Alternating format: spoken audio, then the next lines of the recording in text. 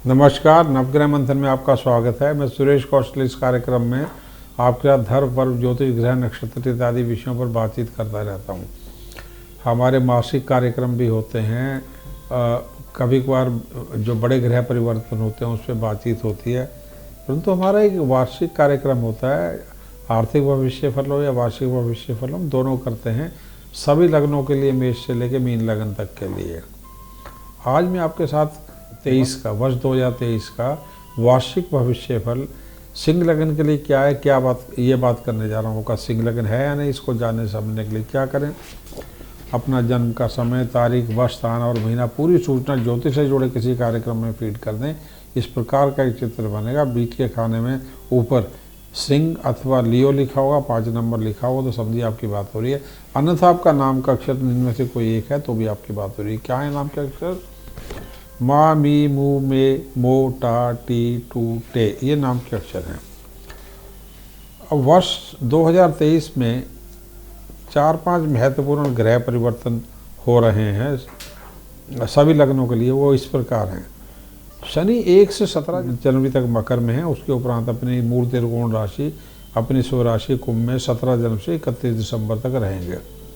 गुरु 1 जनवरी से 21 अप्रैल तक मीन में रहेंगे। उसके उपरांत मेष राशि में चले जाएंगे जहां पहले से राहु है। दोनों का मिलकर गुरु चंडाल योग बनेगा, जिसमें शनि की दृष्टि है। काफ़ी भीषण किस्म का, विभत्स किस्म का ये योग बन रहा है शनि की दृष्टि होने से। लगभग 200-300 वर्ष में इस प्रकार का विपरीत प्रकार का योग नहीं बना है। तीसरे हैं राहु, और राहु जो है 1 जनवरी से 30 अक्टूबर तक मेष में रहेंगे। उसके उपरांत मीन में आ जाएंगे वक्री होके। केतु 1 जनवरी से 30 अक्टूबर तक जो है तुला में रहेंगे। उसके बाद नीच के होके आ जाएंगे ये कन्या राशि में। 31 मार्च 30 अप्रैल तक गुरु अस्त हैं। 30 जनवरी से 6 मार्च तक शनि अस्त रहेंगे। 24 सितंबर से 31 दिसंबर 2023 में मंगल अस्त रहेंगे। 3 से 18 अगस्त तक शुक्र अस्त रहेंगे। सबसे पहले हम स्वास्थ्य की बात कर लें। स्वास्थ्य की यदि बात करते हैं, 30 जनवरी से लेकर 6 मार्च के बीच में शनि अस्त के समय में थोड़ा सा पथरी का और हार्ट से रिलेटेड विटामिन डी से लेकर समस्या, विशेषकर यदि आयु 50 वर्ष की है ओल्ड एज में तो ये ज़्यादा रहेगी। उससे कम एज में युवावस्था में थोड़ा बहुत चोट का हो जाता है। 31 मार्च से 30 अप्रैल में गुरु अस्त के समय लीवर का और कोलेस्ट्रॉल का थोड़ा बहुत अष्टम भाव में सूर्य गुरु की युति भी बन रही है, तो हार्ट से रिलेटेड शुभ संस्कारों के योग बन जाते हैं कभी कभार, उस प्रकार का है। और ओल्ड एज में होने पर समस्या का ज़्यादा ध्यान रखना पड़ेगा, क्योंकि 20 अप्रैल को सूर्य ग्रहण भी है, इसलिए अधिक सावधानी रखनी होगी। 3 से 18 अगस्त के बीच में पथरी का, थोड़ा बहुत आइस का और डायबिटीज़ का, किडनी इत्यादि का, हार्मोन्स का, थायराइड का ध्यान रखना पड़ेगा। अब कुछ तारीखें और हैं जिन पे महत्वपूर्ण हैं वो कई प्रकार से, जैसे 24 सितंबर से 31 दिसंबर में मंगल अस्त होने पे थोड़ा सा ब्लड प्रेशर जो है मानसिक कारणों या पढ़ाई लिखाई विभिन्न कारणों से, नौकरी इत्यादि कारण थोड़ा सा बीपी बढ़ने, न्यूरोलॉजिकल इम्पैक्ट आता है, मसल्स पेन होते हैं। और सितंबर, अक्टूबर, नवंबर में, दिसंबर में डेंगू का भी सीज़न होता है, तो डेंगू, मलेरिया और लीवर इत्यादि का ध्यान आपको रखना होगा। अल्सर्स हो जाते हैं पेट इत्यादि में, उसका ध्यान रखना होगा। हार्ट केयर जो है आपको 14 अक्टूबर का जो सूर्य ग्रहण है, 28 अक्टूबर का चंद्र ग्रहण है, इसमें रखना होगा। इसके अतिरिक्त 16 नवंबर से 16 दिसंबर कुछ तारीखें हैं, 15 फरवरी से 13 अप्रैल तक, 15 जुलाई से 15 अगस्त के बीच में, और 15 नवंबर से 15 दिसंबर के बीच में नॉर्मल हार्ट केयर रखनी होगी। यदि एज आपकी 50 वर्ष से ऊपर है तो ज़्यादा हार्ट केयर रखनी होगी इस वर्ष में, क्योंकि शनि का लगातार भ्रमण सप्तम भाव में होने से हार्ट का ध्यान ज़्यादा रखना पड़ेगा। पूरे वर्ष में आपका थोड़ी बॉडी का रंग सांवला होगा, थोड़ा वेट लॉस होगा, बुढ़ापे के थोड़े से लक्षण चेहरे पे आ सकते हैं, आपके शरीर पे आ सकते हैं, हेयर लॉस होना, आई नंबर चेंज होना, ये शनि का सप्तम का प्रभाव करेगा। अब अगला क्षेत्र है नौकरी व्यापार। व्यापार और नौकरी की तुलना में नौकरी बेटर रहेगी, व्यापार थोड़ा टफ रहेगा। इंडस्ट्री इत्यादि में आप हैं, विशेष करके लोहे की, सीमेंट के, किसी में भी, तो थोड़ा सा तनाव बढ़ेगा। पैसा आएगा मेहनत के साथ में, पर तनाव रहेगा। 30 जनवरी से 6 मार्च के बीच में जब शनि अस्त होगा तो इंडस्ट्री में, व्यापार में थोड़ा तनाव चलेगा। और 31 मार्च से 30 अप्रैल के समय भी बैंकिंग से जुड़े हैं, आपका बैंकिंग का क्षेत्र है, ब्याज का काम करते हैं, थोक का व्यापार करते हैं, घी का, चने की दाल का, इस प्रकार के यदि आपका व्यापार है, सोने का व्यापार है, इंपोर्ट एक्सपोर्ट का है, तो उसमें भी थोड़ा सा आपको तनाव रह सकता है। 20 अप्रैल से 31 दिसंबर के बीच में थोड़ी बाधा रहेगी, तनाव ज़्यादा नहीं रहेगा, बाधा रहेगी। विशेष करके जो गुरु का क्षेत्र है वो गुरु चंडाल के कारण, जैसे पूरा उसमें सोना हो गया, घी हो गया, पीतल हो गया, तेल हो गया, सारा थोक व्यापार हो गया, चने की दाल इत्यादि का। और यदि आपका अपना होटल का बिजनेस हो, रेस्टोरेंट का बिजनेस हो, शिक्षा का बिजनेस हो, आप ट्यूटर हो, आप स्कूल चलाते हो, सभी में ये तनाव रहेगा। आपको बाधाओं के साथ में आपका काम होता जाएगा, धन आता रहेगा, क्योंकि धनेश बुध की स्थिति काफ़ी समय अच्छी भी रहेगी, इसलिए आपके काम तो चलते रहेंगे। अगले क्षेत्र की बात करते हैं, नौकरी या व्यापार। नौकरी व्यापार की तुलना में बेटर रहेगी। व्यापार की बात करें तो उसमें व्यापार में इंडस्ट्री पूरी आ जाती है, बिजनेस और इंडस्ट्री दोनों पूरे आते हैं। 30 जनवरी से 6 मार्च तक जो शनि से जुड़ा पूरा उद्योग, इंडस्ट्री पूरी आ रही है, शनि का पूरा क्षेत्र आ गया, जिसमें ठेकेदारी आ गई, लोहे का, सीमेंट का, बिल्डर्स का, ये थोड़ा तनावपूर्ण रह सकता है। और जो बृहस्पति जुड़ा क्षेत्र है 31 मार्च से 30 अप्रैल, ये थोड़ा टफ रहेगा। इसमें आ जाता है सोना, चांदी, थोक व्यापार आ गया, पीतल आ गया, पीली वस्तुएं आ गई, होटल, रेस्टोरेंट, शिक्षा क्षेत्र, आप टीचर हों, आप अपना स्कूल चला रहे हों, ये सारा का सारा क्षेत्र, आप धर्म से जुड़े कार्य कर रहे हो, उसका व्यापार हो, धर्म की वस्तुओं का, ये सारा क्षेत्र जो है टफ हो जाता है। शनि, शुक्र, बुध से और केतु से जुड़े जो क्षेत्र हैं ये थोड़े टफ रहेंगे 20 अप्रैल से 31 दिसंबर के बीच में, परंतु ज़्यादा टफ इनमें रहेगा गुरु का क्षेत्र। वो गुरु का है जैसे कि पूरा पीली वस्तुओं, चांदी, पीतल इत्यादि का, सोने का, और थोक व्यापार होगा, चने की दाल का, घी इत्यादि का, मसूर की दाल का, साथ में वित्तीय व्यापार सारा हो गया। आप इंश्योरेंस का काम करते हो, आप जो है होटल रेस्टोरेंट चलाते हो, हॉस्पिटल में खाने की कैंटीन चलाते हो, सब में ये पीरियड टफ रहेगा। परंतु कुछ शनि, बुध, शुक्र और केतु के हैं, उनमें भी थोड़ा सा तनाव रहेगा, कम रहेगा। वो है जैसे आप ठेकेदार हों, बिल्डर हों, लोहे का काम करते हो, वेल्डर हों, आप मीडिया एडवर्टाइजिंग से हो, गाने का काम हो आपका, म्यूज़िक से, इंस्ट्रूमेंट इत्यादि से, डांस का हो, डांस स्कूल हो, इनके इंस्ट्रूमेंट्स की आपकी सेल परचेज करते हो, डीजे का हो, इवेंट्स का हो, कागज़, कपड़ा, कंप्यूटर्स, आर्किटेक्चर का हो, शेयर मार्केट, सट्टे का हो, इस सब में थोड़ी सी बाधा रहेगी। नौकरी की बात करें तो जो सरकारी नौकरी हो, होम जैसे प्रशासनिक सेवाएं हो, गवर्नमेंट से जुड़ा कोई भी जॉब हो, मंगल का क्षेत्र हो, फौज, पुलिस, डॉक्टर, चिकित्सा है, एग्रीकल्चर का क्षेत्र हो, और आप बिजली के क्षेत्र से जुड़े हैं, गुरु का है, बैंक हो गया, मिनिस्ट्री ऑफ फाइनेंस हो गई, इनकम टैक्स हो गया, सारे टैक्स विभाग हो गए, रिवेन्यू का क्षेत्र हो गया,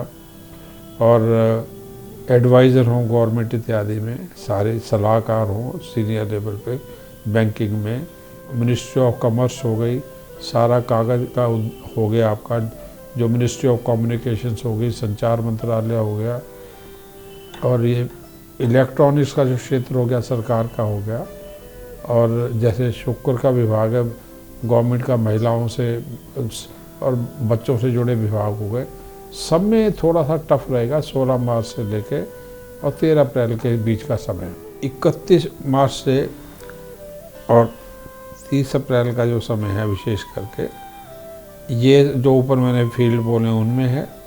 3 से 18 अगस्त के बीच में मीडिया का है और कंप्यूटर्स का है, डिजिटलाइजेशन का है, सिविल एविएशन का है, 27 सितंबर से 31 दिसंबर में फौज, पुलिस का, बिजली का या डॉक्टर्स का, चिकित्सा का जो नौकरी हैं उनमें है। और जो एक्लिप्सिस हैं 14 और 28 अक्टूबर के, विशेष करके 14 को सूर्य ग्रहण और 28 को चंद्र ग्रहण, इनमें भी थोड़ा तनाव है। 15 मार्च से 14 अप्रैल ये समय जो है नॉर्मली जॉब के लिए टफ रहेगा सिंह लगन के लिए। 16 जुलाई से 16 अगस्त और 15 अक्टूबर से 16 दिसंबर, इसमें सूर्य नीच भी होंगे और ग्रहण भी होंगे। ये इसका कारण है। गवर्नमेंट से, फौज से, टॉप पोजीशन से जितने लोग हैं उनमें तंग करेगा। अब बात कर लेते हैं धर्म, भाग्य और शिक्षा। धर्म की बात करें तो इसमें एक क्षेत्र है योग, अध्यात्म, साधना, कुंडली इत्यादि, वो 20 अप्रैल तक शुभ है। 1 जनवरी से और 16 मई के बीच में का जो समय है उसमें पूजा पाठ नॉर्मल जो पंडित करते हैं, संस्कार हैं, नवग्रह पूजन इत्यादि, इनका जो क्षेत्र है, मंत्र जाप इत्यादि हैं, यंत्र इत्यादि या धार्मिक स्थलों की यात्रा, इसमें 1 जनवरी से 16 मई तक का सारा समय प्रबल है। 11 अप्रैल से लेकर 30 जून के बीच में मंगल नीच चल रहे होंगे। इस समय साधना हो या संस्कार हो, दोनों में मिला जुला प्रभाव चलता रहेगा। 10 जुलाई से 24 सितंबर के बीच का जो समय है वो प्रबल है।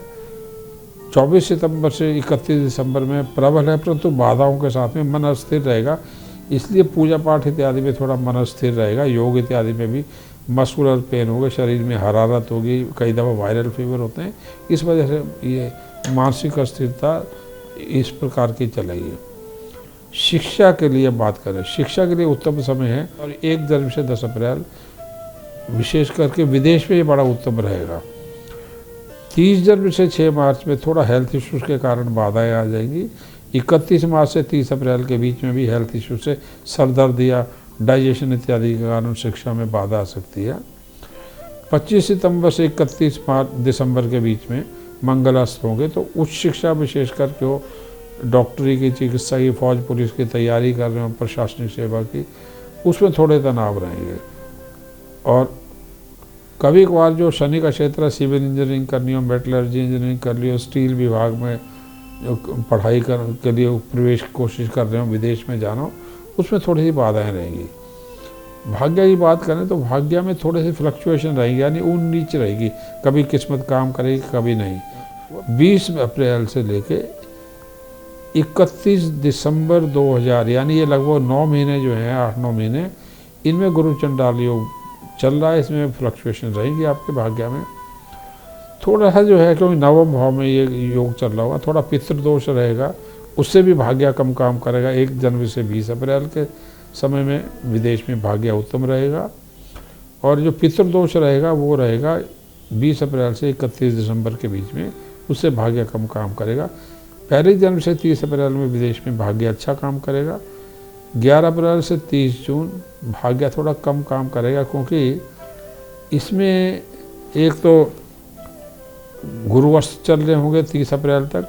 30 अप्रैल से 30 जून में बाकी ग्रह स्थिति के कारण भाग्य थोड़ा कम काम करेगा। 24 सितंबर से 31 दिसंबर भाग्य में थोड़ा सा तनाव रहेगा, भाग्य पर आपको गुस्सा आएगा, भाग्य से जुड़ा तनाव आएगा, पढ़ रहे हैं नंबर नहीं अच्छे आ रहे हैं या ध्यान नहीं लग रहा है उस वजह से।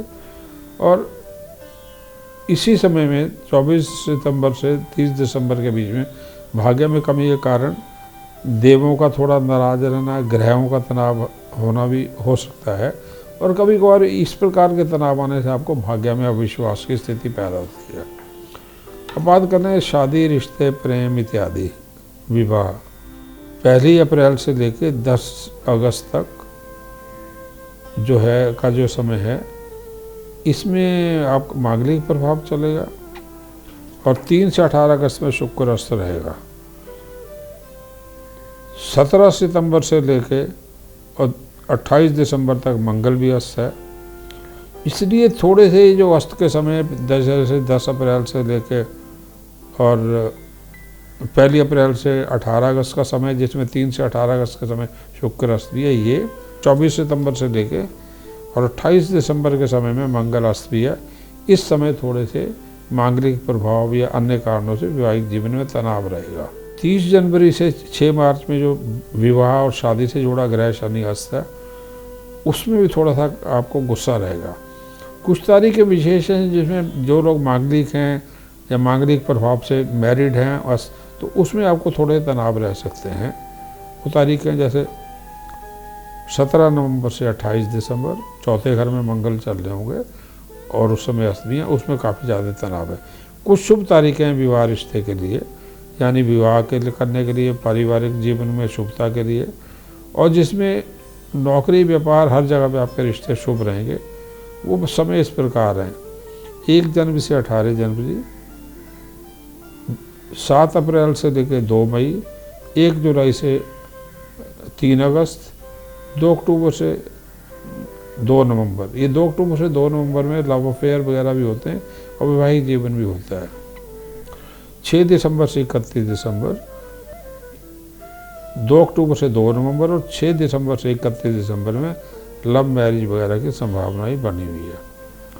कुछ तारीखें ऐसे जिसमें रिश्ते नेगेटिव हो जाते हैं पिता या बॉस इत्यादि के साथ में, नौकरी इत्यादि में, वो हैं जैसे 20 अप्रैल जो समय है वो है 20 जनवरी से 15 फरवरी, 13 मार्च से 13 अप्रैल और 31 मई से लेकर 8 अगस्त, 2 अक्टूबर से 2 नवंबर और 15 नवंबर से 15 दिसंबर। इसमें थोड़ा सा तनाव पिता के स्वास्थ्य या कई कारणों से या बॉसेस के साथ में थोड़ा बहुत हो जाता है। उपाय क्या करें?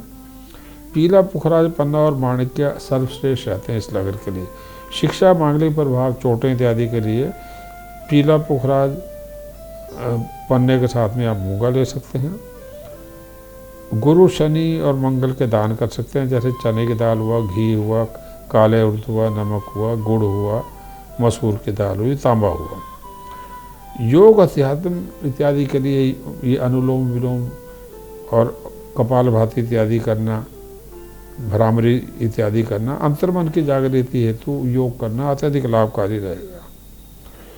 और साधना के लिए 20 अप्रैल से लेके और पूरा समय जो है 31 दिसंबर तक का अत्यधिक उत्तम रहेगा गुरु चंडाल योग। और उसके बाद भी पूरा 20 अप्रैल से 3 जनवरी 2024, तो हम कह सकते हैं 31 दिसंबर तक पूरा समय लाभकारी रहेगा। धन्यवाद, नमस्कार।